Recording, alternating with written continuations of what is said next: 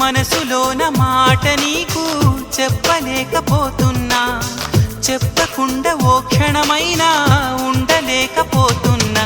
ఎలా చెప్పనమ్మా నాలోని ప్రేమని